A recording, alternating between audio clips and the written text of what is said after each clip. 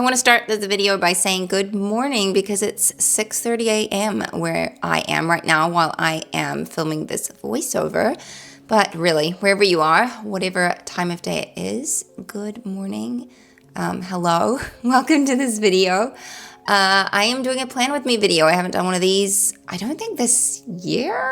I think I've done a planner flip through video of this planner I'm using. So if you want to see that, I will link it for you here. It is from Plum Paper Planner Co. or something like that, I think their name is. But it is my first time using it this year. I have used Advance paper planners before that and enjoyed them, but this year I needed something different, and so I went with their company and customized it a bit. You can see I've got different sections here that I use. I've got group subjects and then each child, and then I've got a section for home, work, and meals, which is pretty much what I've done in my other planners.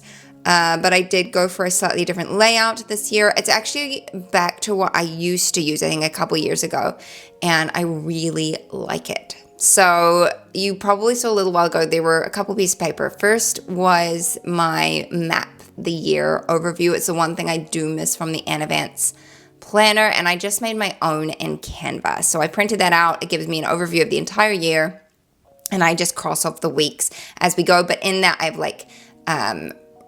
labeled when we're taking our school breaks, when the public schools take their school breaks, that kind of thing.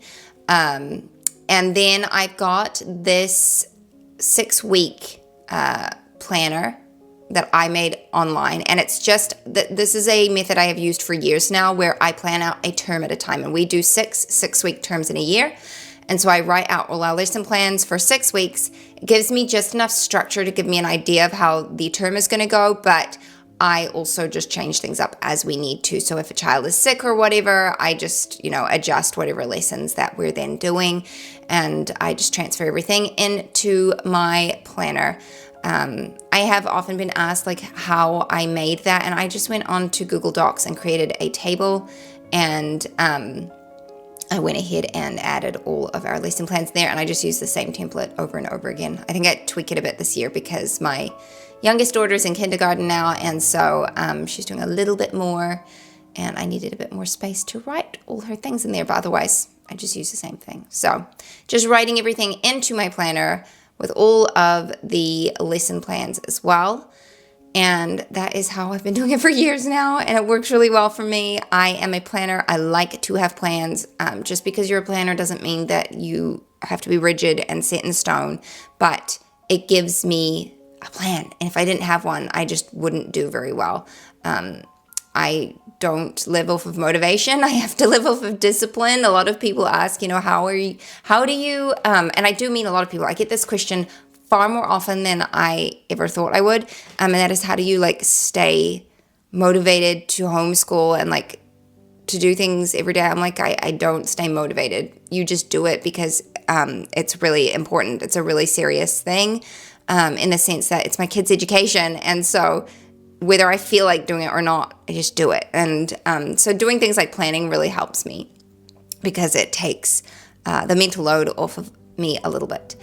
Now, I did flip back over to the monthly calendar view, and I was just checking on any birthdays or anything that we have coming up. There is a cool feature with this planner where you can customize birthdays. So you can write your whole list and holidays and all the things, and it will save it to your account. So next year, if I want to put all those same things in my planner, you just click one button and it auto-populates everything, which is very cool. Except my siblings do keep having children, so I will have to keep adding birthdays in there, but I'm okay with that. So I've written down our home stuff, jobs that I want to do out throughout the week, extracurriculars, that kind of thing, and now I'm writing in stuff that I want to get done for work for the week. Spoiler alert, I did not film the course videos. I still have not filmed the course videos. I have a course that I think is going to be really, really, really helpful to new homeschoolers. And by course, that sounds like a big thing. It's not. It's not long and hard or anything like that. It's basically something to hold your hand and help you.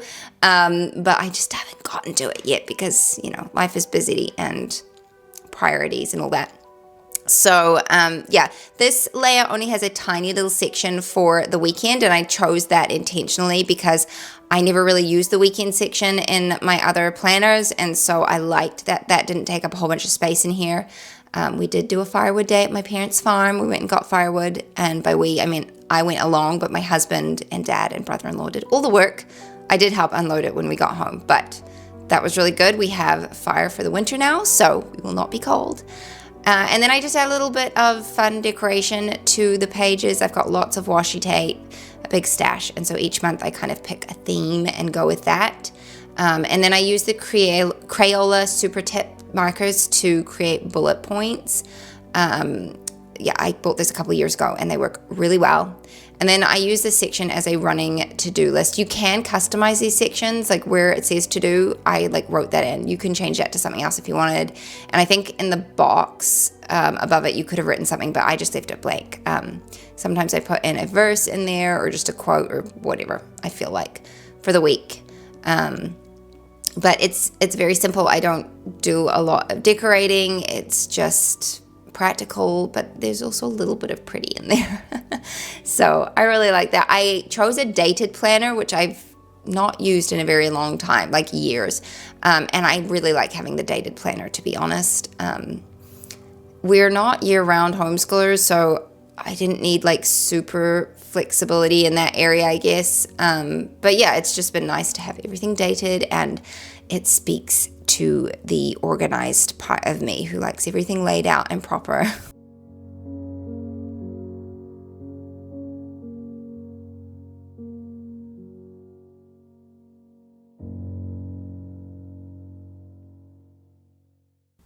And then the only other section that I use for homeschool planning is this checkout section, a checklist section. And I write down each child and all the subjects that they're doing, and then the number of lessons in each subject. And as we complete them, I highlight them. So it gives me a really good overview of how far along we are. And I got this idea from another homeschool YouTube mom years ago, and I've adopted it, and it's worked really well for me. So that's the completed layout. I hope you enjoyed the video. If you have any questions, do leave them in the comments below, and I will see you next time. Bye-bye.